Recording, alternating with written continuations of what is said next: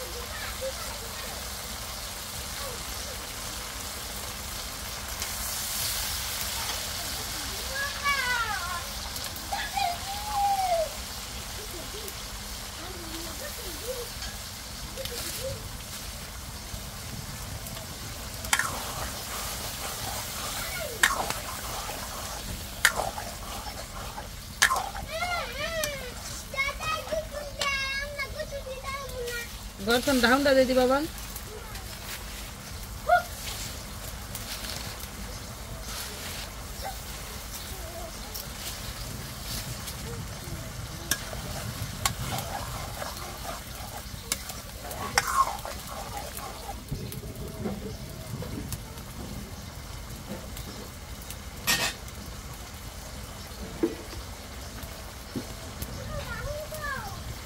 দেখ ওখানে বড়টা হুন্ডা না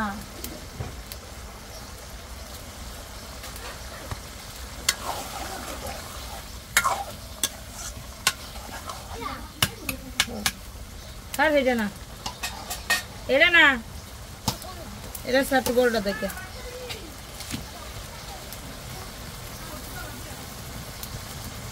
খা কাকিরা তোদের ভাত খা। আসসালামু আলাইকুম, আপনারা সবাই কেমন আছেন? আশা করি অনেক ভালো আছেন। আল্লাহ তাআলার অশেষ রহমতে আমরা অনেক ভালো আছি আলহামদুলিল্লাহ। তো প্রতিদিনের মতো আবার নতুন একটা ব্লগ শুরু করলাম। আর আজকের ব্লগটা আপনাদের কোনো কাজ দেখাবো না, আজকের ব্লগটা আপনাদের সাথে কিছু আপনাদের প্রশ্নের উত্তর দিব আর আপনাদের সাথে কিছু কথা বলবো, যে কথাগুলো না বললেই নয়। আর মানে বিশেষ করে প্রত্যেকটা মানুষেরই এখন সতর্ক থাকার দরকার। এখন মানুষের মানে একটা সময় ছিল যে মানে মানুষ বলতে পারতো যে আমি এতটুকু তো তোমার জাম যদি আল্লাহ যদি না রুহ নেয় তাহলে মানে এই জিনিসটা এখানেও যাইতে পারবো বা এমনি করতে পারবো। অনায়াসেই মনে করেন যে 5-7 হাজার 10 হাজার লাখ টাকা 1000 টাকা কোটি টাকা নিয়ে চলাচল করা যাইছে, এখন আর সেটা করা যায় না। তো যাই হোক, যে আসিয়ার যে ঘটনাটা এটা সবাই জানেন, খুব খারাপ লাগছে আমার। কালকে আমি নিজেও তো অসুস্থ, তারপরে আসিয়ার এই ঘটনাটা শুনে আরও আমার অনেক খারাপ লাগছে।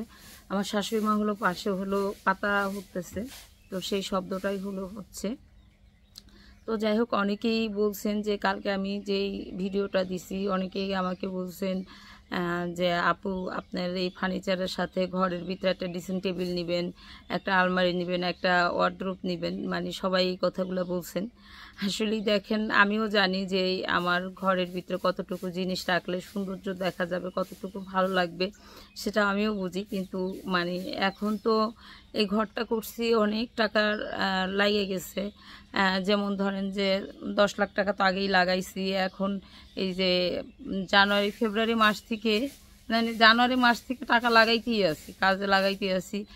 এত টাকা লাগে, মানে প্রথম আমি ভাবতাম যে ছাদটা ঢালাই দিলেই আলহামদুলিল্লাহ আর কোনো খরচ নেই, কিন্তু তারপর থেকে আরও বেশি খরচ। যেমন হলো ধরেন যে করতে হয়, এই কি যেন ইলেকট্রিক যেই মালগুলো আছে সেগুলো আনছি, তারপরে আপনার বাথরুমের যে মালগুলো আছে সেগুলো আনছি, পুরো বিল্ডিংটার যে ইলেকট্রিক মাল আর হলো বাথরুমের যে কলগুলো আছে এটা নিয়ে আমার প্রায় 1,30,000 টাকার মতন খরচ হয়ে গেছে। তো এখন আমি কালকে ফার্নিচারের দোকানে গেছি, তো ফার্নিচারের দোকান যায় একটা খাট তো আমার দরকার, কারণ এতগুলা রুমের ভিতরে প্রত্যেকটা রুমেই হলো একটা করে খাটের দরকার। আমার ঘরে 2টা খাট ছিল জানেন সবাই। এখন মা ওই রুমে গেলে মার খাট থাকবে, তারপরেও একটা রুম মানে খালি থাকবে। তো আমি ভাবলাম যে একটা রুম যেহেতু খালি থাকবে তো ওই রুমটায় তো খাট অবশ্যই দিতে হবে, তার হচ্ছে আমার রুমটায় একটা খাট নেই। কারণ সব মিলাই আমার ছেলে সন্তান সবাই ছোট, ওদের কাছে নিয়ে ঘুমাইতে হয়। এখনো পর্যন্ত একটা বড়সড় একটা খাটই নেওয়ার ইচ্ছা। তো এই জন্য হলো আমি কালকে খাটটা আরও আগেই দেখছিলাম, তো বলছে যে এই ডিজাইন করে আমার বানাই দেওয়া হবে ওই খাটটার দাম হলো আপনার একটা খাট একটা সাইড টেবিল এটা নিয়ে প্রায় 40-45 হাজার টাকার মতো পড়বে, সেগুন কাঠ দিয়ে বানানো। তো এই মুহূর্তে আপনারা সবাই বলতেছেন যে আপনি এই খাটের সাথে উচ্চ দেখে হইলে একটা আলমারি নেন, নাইলে একটা ড্রেসিং টেবিল নেন, মানে একটা যে কোনো একটা জিনিস নিতে বলতে, ড্রেসিং টেবিল না তো ওয়ার্ডরোব। তো দেখি কতটুকু পারি, আর আপনাদের যতটুকু পারবো ততটুকু তো আপনাদের সাথে শেয়ার করবই। আর বাড়িতে কাজ চলতেছে, অনেকেই জিজ্ঞেস করছেন যে বাড়িতে কাজ করতেছেন আস্তরের মিস্ত্রি খরচ কত। তো আমার এর আগে মিস্ত্রি নিছিলাম 1450 টাকা করে, যেটা মানে ঢালাইয়ের কাজগুলো করছিল তারা, আর এখন হলো 1500 টাকা। হ্যাঁ, তো আমার বাড়িতে 4টা মিস্ত্রি কাজ করতেছে, মনে করেন যে দিন শেষ হইলেই 3000 করে টাকা। তো এভাবে মানে যতটুকু আমার ছাদের আস্তরগুলো করতে হবে। আপনাদের ভাইয়া হলো বিদেশে কাজ করছে, তারা তো মনে করেন যে অন্য ধরনের ভাবে কাজ করছে। আপনাদের ভাইয়া ওয়ালের যেই ফিনিশিংগুলো ওগুলো অনেক সুন্দর করে দিতে পারে, মানে ছাদের যে ফিনিশিংটা ওটা একা দিতে পারবে না, আর ওটার অনেক কষ্ট। হ্যাঁ, ওটা অনেক কষ্ট। তো এই জন্য হলো মিস্ত্রি নেওয়া হয়েছে। এখন ছাদ পর্যন্ত, যেমন ধরেন মার রুম, তারপর আমার ঘরের রুম, তারপর আমাদের বাদ বাকি আরও কতটি রুম, ওই রুমগুলার কিন্তু মানে পুরাই ক্লিয়ার হয়ে গেছে। শুধু হল রুমটার আমার বেড়া মানে ওয়ালগুলা থাকবে। তো এটা হলো ঈদের পর করবো আলহামদুলিল্লাহ। আর সবাই অনেক ভালোবাসা দিতেছেন, অনেক দোয়া করতেছেন যাতে আমার ঘরটা ভালোভাবে ওঠে। তো অসংখ্য ধন্যবাদ। কিছু কিছু মানুষ আছে এর ভিতরেও তাদের মানে খারাপ লাগে যে এই জিনিসগুলো দেখাইতে, সেই মানুষগুলোর কথা আর নাই বলি, কারণ তাদের অভ্যাসেই হলো খোঁচা দিয়ে কথা কওনের, গালিগালাজ করেনের, এটাই হলো অভ্যাস। তো যাই হোক, এই আর কি ঘরের। আর বাড়িতে কাজ চলতেছে মোটামুটিভাবে। দেখা যায় কি, কালকে খুবই অসুস্থ ছিলাম, তত বেশি একটা মানে সুস্থ থাকা হয় না। অনেকেই জানেন যে আমার এর আগে যেই সমস্যাটার কথা বলছিলাম, তারপরে আবারও ডাক্তার দেখাইলাম, আবারও একটা সমস্যা ধরা পড়ছে, যেটা আমার হার্টের প্রবলেম। এই সমস্যাটা ধরা পড়ছে। ডাক্তার বলছে একদম টেনশন মুক্ত থাকবেন, কোনো চিন্তা করবেন না। আর আমার মনে হয় যে যতদিন পর্যন্ত আমার ঘরটা কমপ্লিট করা না হচ্ছে ততদিন পর্যন্ত আমার চিন্তা থাকবেই। একটা জায়গা জমি যে মানে ঘরের জন্য তো একটা জায়গা জমি খোয়াইতে পারবো না, হয়তো নিজে পরিশ্রম করতে হবে, পরিশ্রম কইরা তারপরে হলো এই ঘরটা ঠিক করতে হবে। এটাই হলো আর আপনাদের যদি সাপোর্ট ও ভালোবাসা থাকে অবশ্যই আমি পারবো, চেষ্টা করব পারার জন্য। আলহামদুলিল্লাহ, যদি আপনাদের সাপোর্ট থাকে তাহলে তো অবশ্যই হয়ে যাব। আর বিশেষ করে যেই কথাটা প্রথমে বললাম, কারণ আমাদের এলাকায় পাশা প্রতিবেশী তো আছেই, আমাদের গ্রামেও মানে কতদিন হবে, 5-6 দিন হবে আমাদের গ্রামেও ডাকাত পড়ছিল। তো সেই রাত 1টা বাজে হলো, মনে করেন যে ঘুম থেকে উঠছি, ওঠার পরে মানে 2টা-2:30 বাজে গেছে। ডাকাত আসছে, যে যেভাবে মানে পারেন প্রস্তুত থাকবেন যে কোনো মালামাল যেন না ক্ষতি হয়, এই সেই মানে আমরা তো সবাই আতঙ্ক ভয়ে সবাই গ্রাম ভরে সবাই ঘুম থেকে উঠছে। গত পরশুদিন জাজিরাতে আসছে, এর আগের দিন মনে করেন যে আমাদের পাশের এলাকায় আসছে, মানে এরকম করে ডাকাত প্রত্যেকটা এলাকায় একদিন না একদিন করে ঢুকতে আছে। তো আমাদের এলাকায় ক্ষতিটা হয় নাই, পাশের এলাকা থেকে অনেক ক্ষতি হয়েছে, অনেক কিছু নিছে। তো যাই হোক, এই আর কি। আর সবাই অনেক সতর্ক থাকবেন। আমরা যে এলাকাটায় আছি সেই এলাকাটা মনে করেন যে অনেক শান্ত সভ্য এলাকা। এই শুধু এই ডাকাতের এই শোনা যায়। আর রাস্তাঘাটে যেই ইগুলা হইতেছে অন্য অন্য জায়গায়, সেটা থেকে আমরা সেটা থেকে আমরা একটু মুক্তি পাইছি। কারণ হলো আমাদের এই এলাকাটা ওরকম নাই। ধরেন আমাদের পাশা টাকা দা কি করবা না, সারাদিন এত ম্যাচ কিনে না, এখানে ম্যাচের কার্ডের বেশি দাম না, আমরা ইয়েতে নাই না দিব তোমার কাজের হারতন। এই ছেলে মেয়ে হইলেও মনে করেন যে বম ফুটানো শুরু করে দিছে, কালকে না পরশু থেকে বম ফুটানো শুরু করে দিছে। বম ফুটাইয়া ম্যাচের কাটি দিয়া বম ফুটাইয়া পায়েও মানে আগুনের লাগাইছে, সেক লাগাইছে 2 জায়গায়। তো ওদের কথা বইলার লাভ নেই। আর সবাই অনেক দোয়া করবেন যাতে ভালোভাবে কাজগুলো হয়, ভালোভাবে কাজগুলো করতে পারি।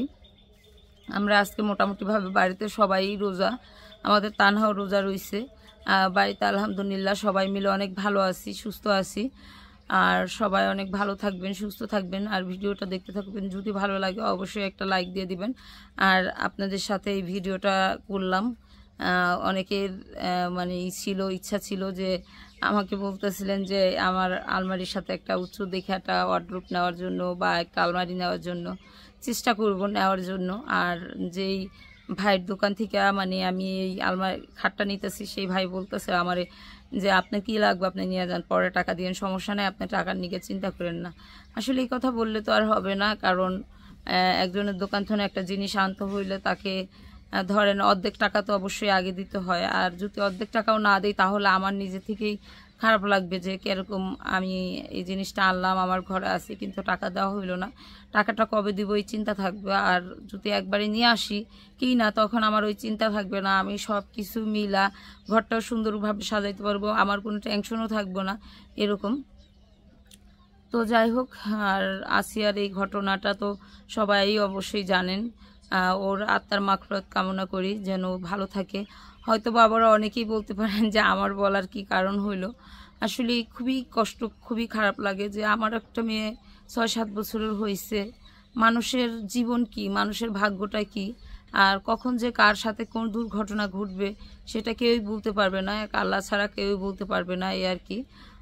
আমারও মেয়ে ওর সময় বয়সী, আমার তো এই জিনিসটা খারাপ লাগতেই পারে, প্রত্যেকটা মানুষের খারাপ লাগছে। আমার শাশুড়ি মা তো মনে করেন যে প্রত্যেকটা মুহূর্তে ওর কখন কোন খবরটা কোন নিউজটা বের হলো সেটা সব সময় দেখে। আমি আমার শাশুড়ি মার কাছ থেকেই শুই না, মানে অভ্যস্ত, আর আমি দেখি নাই। কিন্তু কালকে হঠাৎ করে আমার ক্লান্ত লাগতেছিল, বাজারে গেছিলাম, তো আয়সা শুয়ে রইছি, এই মুহূর্তে আমি ভিডিও আপলোড করতেছিলাম, তখনই মনে করেন যে আমি একটু ক্যামেরাটা ইউটিউবে ঢুকলাম, তখনই দেখি যে আসিয়া মারা গেছে। সেই খবরটা আসছে প্রায় 25 বা 30 মিনিট আগের মানে খবর, সেটা আমার সামনে পাইছে। আমার খুব খারাপ লাগছে যে আমি মানে হঠাৎ করে দেখছি। তো তো আমার কালকে প্রচণ্ড পরিমাণে ব্যথা ছিল। আর আমার কি হয়, পানি বা খাবার জিনিস খাইলে এই পর্যন্ত নামার পরে মনে করেন যে মনে হয় যে ছিঁড়া তারপরে নামতাছে, হ্যাঁ, একদম এই হাঁপাড়ের এই পর্যন্ত যখন আসে, মানে পেটের নালি পর্যন্ত যতক্ষণ না নামে ততক্ষণ পর্যন্ত আমার মনে হয় যে আমার এই জায়গাটা ছিঁড়া তারপরে বের হইতেছে। তো ঠিক আছে, সবাই ভালো থাকুন, সুস্থ থাকুন, আল্লাহ হাফেজ।